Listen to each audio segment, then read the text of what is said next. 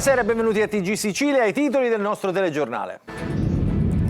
Forte scossa di terremoto questa mattina nel Catanese, percepita anche nelle province di Siracusa e Messina. Danni in 600 abitazioni a Ragalna, scuole chiuse in gran parte della provincia di Catania per la verifica degli edifici. Si intensifica il traffico di droni e aerei americani che decollano dalla base USA di Sigonella in Sicilia. Difficoltà e paura per i siciliani che vogliono rientrare a casa dal Dubai. A Niscemi ridotta la zona rossa, ma il centro storico resta quasi vuoto. In alcune case mancano ancora acqua e gas e i residenti chiedono più sicurezza. Catania, Adele, la rumena trovata morta in un edificio abbandonato nei pressi del porto, potrebbe essere stata uccisa dai morsi dei cani randaggi. Rompono un finestrino e rubano dentro un'ambulanza a Catania, portati via effetti personali dell'equipaggio e prodotti medici. Calcio Serie C, trasferta vietata ai residenti in Sicilia per la partita Benevento-Catania. I biglietti già acquistati dai tifosi rossazzurri verranno rimborsati. Toscano, vogliamo riaprire il campionato. Domani la partita in diretta su Telecom.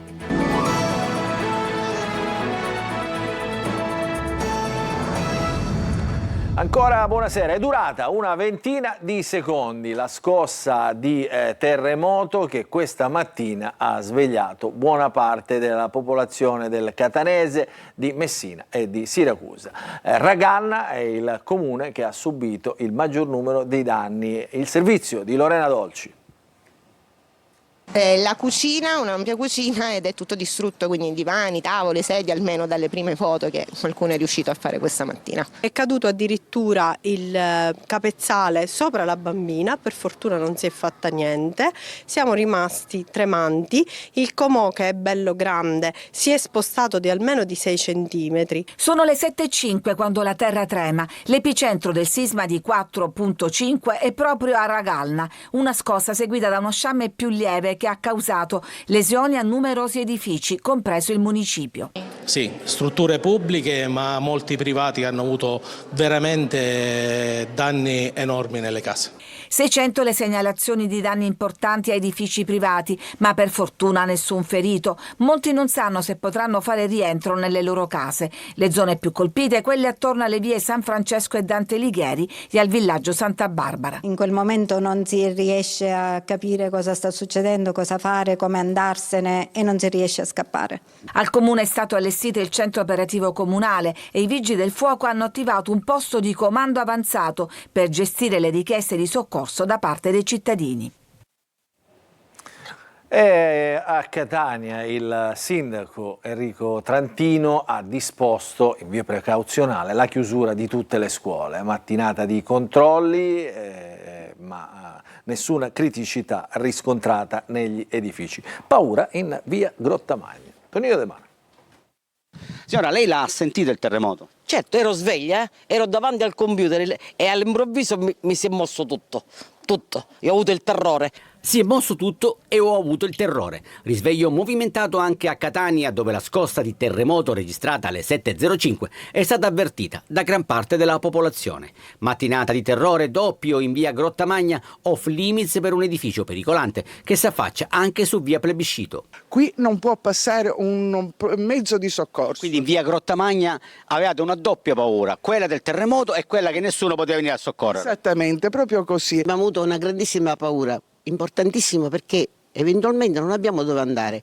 Tanta paura, ma per fortuna nessuna conseguenza, con il sindaco Trantino pronto nell'immediato e in via precauzionale a sospendere l'attività scolastica. Stiamo noi sospendendo le attività didattiche, pertanto invito i ragazzi a non andare a scuola. Immediate le verifiche disposte dall'assessorato comunale alla pubblica istruzione. Qui siamo all'Istituto San Giovanni Bosco di Via Leotta, dove il personale preposto alla sicurezza si è subito attivato. Abbiamo gestito l'ingresso dei nostri allievi preannunciando l'ordinanza del sindaco e in maniera ordinata sono stati invitati, anche avvisando ovviamente i genitori di questa necessità di effettuare un controllo. La scossa è venuta intorno alle 7, poniamo il caso fosse avvenuta intorno alle 11, voi come scuola cosa fate? Siano i bambini preparati? Già i bambini e il personale sa cosa deve fare. Tipo proteggersi prima durante la scossa sotto i banchi e poi in maniera ordinata raggiungere i punti di raccolta. E alle 13:12 di stamattina, ovviamente, il sistema di monitoraggio dell'INGV di Catania ha registrato un'esplosione dal cratere Boccanuova dell'Etna. L'attività è stata definita impulsiva perché è cominciata e si è conclusa in breve spazio di tempo, in questo caso in 2 minuti circa. Per i vulcanologi dell'INGV non ci sono collegamenti tra questo fenomeno e il sisma di magnitudo 4.5 registrato alle 7:05 sul versante del vulcano in territorio di Ragan.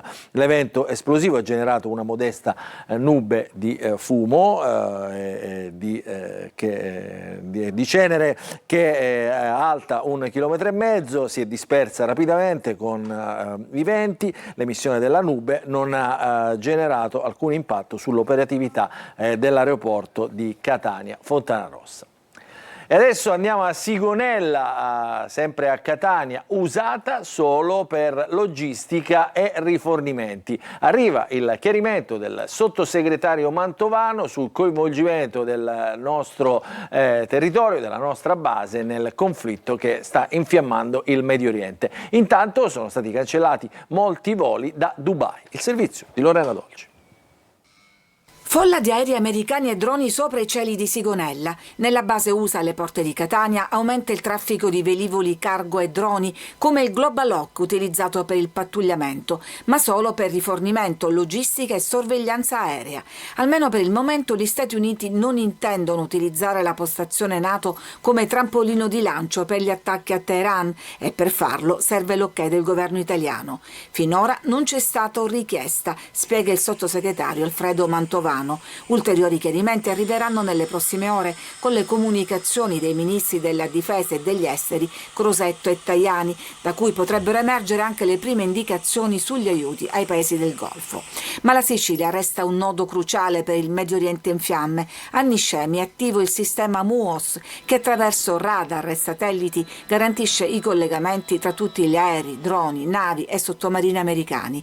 L'opposizione con il Movimento 5 Stelle ha annunciato un'interrogazione parlamentare ricordando che con MUOS e Sigonella l'Italia è già di fatto coinvolta nelle operazioni militari USA. I parlamentari 5 Stelle per protesta hanno abbandonato l'ARS. Fino a che punto le basi siciliane saranno messe al servizio di Trump, si chiede Gilistro. Schifani ha il dovere di informare i siciliani.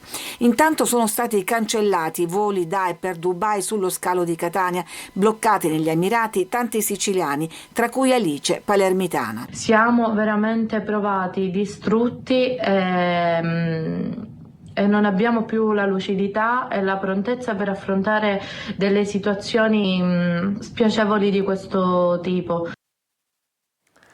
Adesso andiamo a Niscemi, in provincia di Caltanissetta, dove è stata ridotta per la frana la zona rossa da 150 a 100 metri. Potrebbero rientrare fino a 700 persone, ma il centro storico resta quasi vuoto. In alcune case manca ancora gas e acqua e i residenti chiedono più sicurezza. Il servizio di GR Italia. Sulla carta dovevano rientrare tra le 600 e le 700 persone, nei fatti però sono ancora poche le famiglie che hanno riaperto le porte di casa. Mancano ancora acqua e metano e soprattutto manca la serenità. Ci hanno qui aperto la strada e quindi dobbiamo ritornare a casa in attesa che venga riallacciato il metano, perché adesso è stato chiuso, quindi stiamo aspettando. Dovranno fare penso dei lavori perché tutte le strade in zona rossa erano col metano chiuso. In via 4 novembre, la strada che conduce al Belvedere, simbolo della movida cittadina, la scena è surreale. Da un lato del marciapiede alcuni locali hanno rialzato le saracinesche, dall'altra restano ancora chiusi, ancora dentro la zona interdetta. Io sono uno che ha perso anche la casa, quindi è un po' più difficile, però ce l'abbiamo fatta, dai. Ancora abbiamo aperto adesso, quindi speriamo che ci sia un po' di passeggio. I residenti chiedono più controlli, la zona, dicono, non sarebbe presidiata a sufficienza. Le strade rimangono silenziose e le case abitate si contano ancora sulle dita di una mano. La zona rossa è più piccola, ma la ferita è ancora aperta e il ritorno alla normalità qui appare ancora fragile. A Catania adesso arriva una svolta nelle indagini, la morte della 36enne trovata 4 giorni fa in un edificio abbandonato nei pressi del porto di Catania. Secondo l'autopsia la donna sarebbe deceduta per cause naturali, probabilmente per i morsi di alcuni cani randagi. Il servizio di Desiree Ferlito. Non sarebbe un omicidio la morte della 36enne trovata senza vita 4 giorni fa nell'edificio abbandonato dell'ex consorzio agrario di via Domenico Tempio a Catania. Secondo le prime indicazioni dell'autopsia, la donna sarebbe deceduta per cause naturali. A far ipotizzare inizialmente un'aggressione erano state alcune ferite sul corpo, che la TAC ha invece ricondotto a morsi di animali avvenuti dopo la morte. La vittima, una donna romena senza fissa dimora, in passato denunciata per piccoli furti e che gravitava nel mondo della prostituzione e dell'uso di crack, è stata trovata tra i rifiuti e con pochi indumenti addosso. Nell'edificio vivono 2 cucciolate di cani di media taglia, elemento ora al vaglio degli inquirenti. La procura aveva diffuso la fotografia della donna per favorire l'identificazione e raccogliere eventuali testimonianze utili alle indagini. Restano ora da chiarire le circostanze esatte delle ultime ore di vita della 36enne. E sempre a Catania, ordinanza cautelare per 6 minorenni che farebbero parte della baby gang che a inizio gennaio ha pestato un 14enne causandogli lesioni gravissime, quasi da fargli perdere un occhio. Il servizio di Eva Spampinato. 6 minorenni dovranno rispondere delle loro azioni, di quello che fecero il 3 gennaio scorso durante un'aggressione brutale nel cuore di Catania, in piazza Stesicoro. Il GIP del Tribunale per i minorenni ha disposto misure pesanti per i giovani indagati per lesioni personali pluriaggravate per futili motivi. Futili motivi, rabbia incontrollata e il bisogno di dimostrare forza davanti agli altri. Secondo le indagini della Mobile, il branco ha accerchiato 2 coetanei e li ha colpiti con ferocia, usando anche un tirapugni. 4 indagati sono stati collocati in comunità, 2 costretti alla permanenza in casa. Per tutti e gli 8 gli indagati è arrivato il Daspo Willy. Un altro minorenne, non imputabile perché sotto i 14 anni, è stato ammonito. Avrebbe impugnato lui il tirapugni durante il pestaggio. Il prezzo più alto però lo ha pagato Elio: frattura dell'orbita, retina completamente fuori asse, 3 lesioni gravissime, 2 interventi chirurgici delicati per ricostruire l'occhio e salvargli la vista. Per settimane il timore di danni permanenti. Oggi sta bene, ha fatto l'ultima visita ieri e da poco è rientrato a scuola. Comprensibile la soddisfazione del padre per il lavoro degli investigatori, ma resta l'indignazione per una violenza cieca e vigliacca e la speranza che questa vicenda diventi un esempio per chi pensa che picchiare sia un gioco. Non lo è. Sempre a Catania un'ambulanza del 118 è stata vandalizzata, rubati alcuni oggetti personali degli operatori sanitari e alcuni elementi medici. Il servizio di Orazio Longo. L'ambulanza si ferma per prestare soccorso a casa di un paziente e nel frattempo viene vandalizzata. È successo a Catania. Ignoti hanno sfondato il finestrino della cabina guida sottraendo presidi sanitari, elettromedicali e pure effetti personali dell'equipaggio. È un gesto assolutamente deprecabile che come presidente della Seus 118 condanno in maniera ferma, anche perché ricordiamo alla comunità quello che è il ruolo delicato che compiono ogni giorno, ogni ora, ogni minuto questi angeli del soccorso che meritano rispetto e non gesti di questo tipo. Oltre alla solidarietà per gli operatori coinvolti, dal Seus 118 la richiesta che si assicuri una maggiore tutela e protezione del personale e dei mezzi di emergenza che intervengono in contesti complessi e spesso difficili. Siamo in pericolo, aiutateci, e questo è il grido d'allarme lanciati dai residenti di San Cristoforo a Catania. Siamo andati in Via del Principe dove furti e consumo di droga sono ormai all'ordine del giorno. Il servizio. Al giorno d'oggi ci sono in giro tante persone che fanno uso di sostanze stupefacenti, quindi noi non siamo al sicuro per niente, soprattutto la notte. Rubano nelle auto, nelle case, nei balconi, portano via di tutto pur di racimolare pochi euro, quanto basta per comprarsi una dose di crack. Emergenza nell'emergenza a San Cristoforo, dove i residenti delle vie del Principe e Toledo sono sempre più esasperati, chiedono e sollecitano più sicurezza. Noi vogliamo qua il sindaco perché siamo stanchi proprio, non si può dormire più. C'è un affollamento di persone fuori dal normale, prostituzione, persone che si mettono negli angoli e lasciano le sue porcherie e i nostri figli ovviamente sono in giro. Non si può giocare più, ora questa piazza perché è stata fatta? Per noi o per loro? In questo video amatoriale, girato da un residente, si vede un extracomunitario che si arrampica ed entra in una fabbrica abbandonata. Altri, lo vedete, consumano la dose. Il telefono di Giuseppe Buglio suona di continuo. Gli abitanti sono stanchi, mandano continuamente segnalazioni, video di queste persone che vengono anche a rubare dentro i loro condomini. Quindi io non faccio altro che fare segnalazioni, ma purtroppo non ci sono risposte. Non distante da Via del Principe, una donna romena è stata trovata cadavere in un edificio diroccato che un tempo ospitava l'ex consorzio agrario. Adesso a Palermo, dove si è verificata una nuova intimidazione a Brancaccio, un incendio ha distrutto un escavatore in via Amedeo d'Aosta, è il secondo episodio in 2 giorni nel quartiere. Il racket dunque torna a fare paura dopo la scarcerazione di boss eccellenti. Il servizio di Marco Gullà.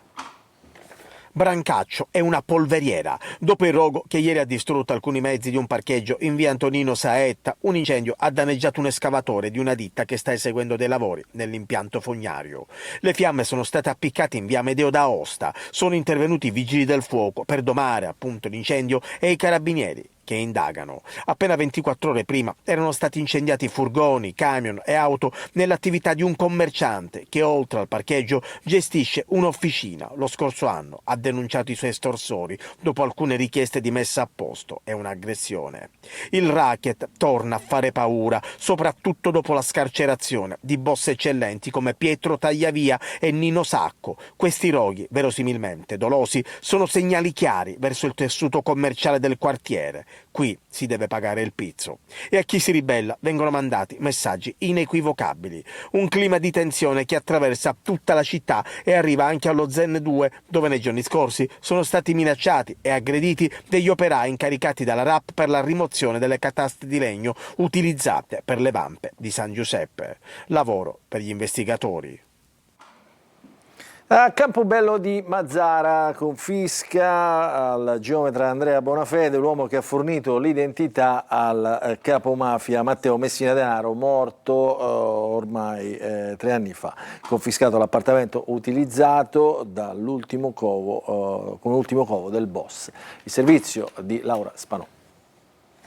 Entrano nel patrimonio dello Stato l'appartamento di Vicolo San Nicola a Campobello di Mazara, ultima residenza dell'allora latitante Matteo Messina Denaro, e l'Alfa Romeo Giulietta Nera, di cui lo stesso si è servito per i suoi spostamenti segreti non solo in città ma anche in province e fuori dal Trapanese, spesso accompagnato dalle sue amanti. Il provvedimento di confisca emesso dalla sezione misure di prevenzione del Tribunale di Trapani ed eseguito dai finanzieri di Palermo arriva a quasi un anno di distanza dal sequestro preventivo ed è frutto delle indagini coordinate dalla Procura di Palermo ed è stato applicato ad Andrea Bonafede, il geometra campobellese che ha prestato l'identità al padrino durante la latitanza. Bonafede, nipote del boss Leonardo e cugino di Laura Bonafede, storica amante di Messina Denaro, è considerato tra i principali fiancheggiatori del padrino, catturato a Palermo il 16 gennaio 2023 e morto a settembre di quello stesso anno. Con lo stesso decreto il Tribunale ha applicato nei confronti di Bonafede la misura personale di prevenzione della sorveglianza speciale per 4 anni, accompagnata dall'obbligo di soggiorno nel comune di residenza. Bonafede, in carcere per associazione mafiosa, ha avuto confermata anche dalla Cassazione la sentenza di condanna a 14 anni inflitta dalla Corte d'Appello di Palermo. Ancora un suicidio in carcere. Ad Agrigento un detenuto cinquantenne si è tolto la vita nella sua cella, un episodio che riaccende l'attenzione sui numeri e sulle morte negli istituti penitenziari italiani. Il servizio di Davide Sardo. Tragedia nel carcere di Agrigento. Un detenuto cinquantenne della provincia di Caltanissetta si è tolto la vita nella sua cella usando i lacci delle scarpe. Gli agenti della polizia penitenziaria hanno tentato di salvarlo chiamando l'ambulanza e praticando la rianimazione. Non c'è stato nulla da fare. È l'ennesimo suicidio nelle carceri italiane, un dramma che riporta al centro dell'attenzione la salute mentale dei detenuti e le condizioni di vita negli istituti di pena. Secondo il garante nazionale dei detenuti, le carceri italiane sono sempre più affollate. Oggi ospitano 62.841 persone, con un aumento del 16,9% rispetto al 2021. I decessi totali sono stati 254. Crescono le morti per cause da accertare, passate da 15 a 50 casi. In calo invece i suicidi, da 83 a 76, e le morti naturali, da 142 a 125. Un quadro che conferma la pressione crescente sulle carceri italiane e le difficoltà nel tutelare la sicurezza e la salute dei detenuti. Ogni numero dietro queste statistiche racconta una vita persa, una storia spezzata e una ferita aperta nel sistema penitenziario del nostro paese. Adesso ci fermiamo, una piccola pausa, subito dopo lo sport, il calcio.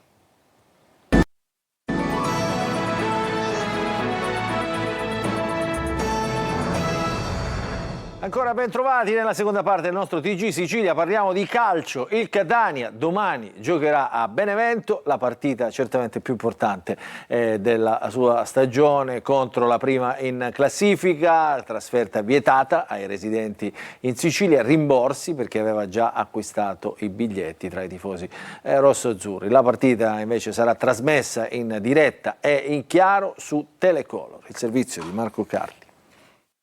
La notizia, che era arrivata nella serata di martedì ed era diventata praticamente certa nelle ultime ore, è ora ufficiale dopo la disposizione prefettizia che prevede il divieto di acquisto dei tagliandi in tutti i settori dello stadio Ciro Vigorito ai residenti nella regione Sicilia. I biglietti della partita Benevento-Catania, precedentemente acquistati dai tifosi rossazzurri che risiedono sull'isola, sono annullati e verranno rimborsati. Un provvedimento d'urgenza che deriva dall'attività congiunta della Digos di Catania, Cosenza e Salerno, secondo cui il rischio di scontri era reale, perché nello stesso momento si sarebbero spostati i tifosi del Catania appunto, ma anche quelli della Cavese verso Crotone e del Cosenza verso Potenza. Il divieto di trasferta coinvolge infatti le 3 tifoserie, dunque anche quelle di Cosenza e Cavese appunto. La notizia arriva 2 giorni dopo l'attivazione della prevendita che aveva portato al tutto esaurito nel settore ospiti del Vigorito. Nel frattempo la squadra sta preparando la partita in Campania nella giornata del 30° anniversario della scomparsa di Angelo Massimino, ricordato in una nota dal club. C'è stata la rifinitura. Possibile la conferma della linea difensiva che ha fatto bene a Salerno. Lunetta dovrebbe giocare da attaccante. Noi abbiamo un risultato per riaprire il campionato. Abbiamo visto cosa fa bene e meno bene il Benevento. Dobbiamo fare un gol di più del Benevento. La cosa più importante è essere attenti quando c'hanno la palla gli avversari e sappiamo cosa fanno e come lo fanno, ma soprattutto quando abbiamo la palla noi. Per fare un gol di più dell'avversario dobbiamo essere determinanti quando abbiamo la palla noi. Diretta in chiaro e in esclusiva della partita su Telecolor dalle 19:30 il via, poi la telecronaca del match con le interviste flash in esclusiva a fine primo tempo e a fine partita. In mix zone le interviste con gli allenatori e i protagonisti in campo. E dopo la decisione del prefetto di Benevento è arrivata la reazione del Catania attraverso le parole del presidente Pelligra. In segno di solidarietà nei confronti di tutti i tifosi rossazzurri non sarò presente allo stadio Vigorito, dice il presidente rossazzurro in una nota. Questa scelta è stata condivisa con Vincenzo Grella e con Marc Bresciano, che rientreranno a Catania nelle prossime ore, ed è un atto di protesta composta ma netta. Sarà fatto ricorso urgente, prosegue Pelligra nella nota, da parte del club. La tempistica del provvedimento, che giunge 2 giorni dopo l'apertura della prevendita e poco più di 24 ore dal fischio d'inizio della partita, rappresenta, conclude il numero 1 del Catania, un'ulteriore penalizzazione nei confronti dei nostri sostenitori. Questa è la posizione del presidente Pelligra, di cui vi diamo atto. Adesso ci fermiamo per un'altra piccola pausa.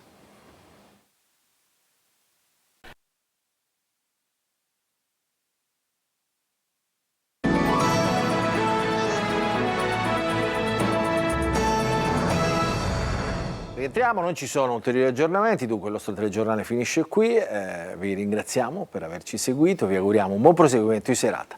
Grazie, buona serata a tutti.